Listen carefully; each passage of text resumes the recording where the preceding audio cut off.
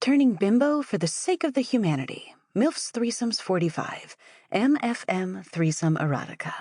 Written by Nicki Menage. Narrated by Kline. Turning Bimbo for the Sake of Humanity. MILF's Threesomes 45. MFM Threesome Erotica. Hope 1, they called it. The first vessel to leave a doomed Earth. It had probably been a millennia since we'd left by now, but it was supposed to be a whole lot more before we woke. I'd boarded the 20,000-strong vessel with my husband left behind, fighting against the resistance. It had been hard, but he'd urged me to go and find a better future. Better for one of us to get out, he'd said. We lost contact with Earth 2 years into the mission, during what they called incubation. It was the time afforded to familiarize ourselves with life on our new high-speed planet. The last we heard, several hundred more Hope ships had been spat out into space, heading for nearby stars that might support a new future. I hoped my husband had earned himself a spot on one of them. Those 2 years were really something.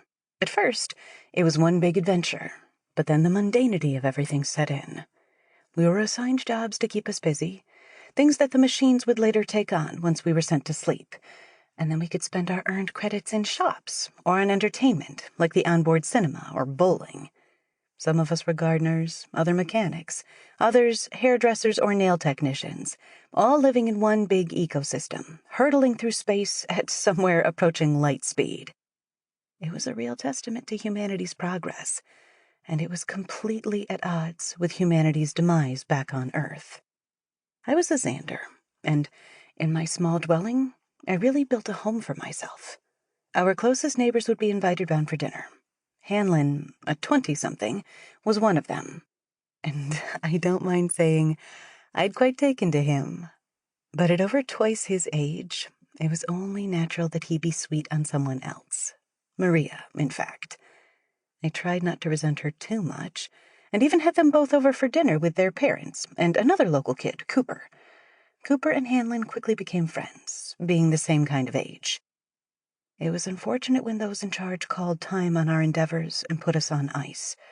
But if it was anything like they'd said, then we'd be awake before we even knew what had happened. And they were kind of right. The first I knew about it, I was conscious.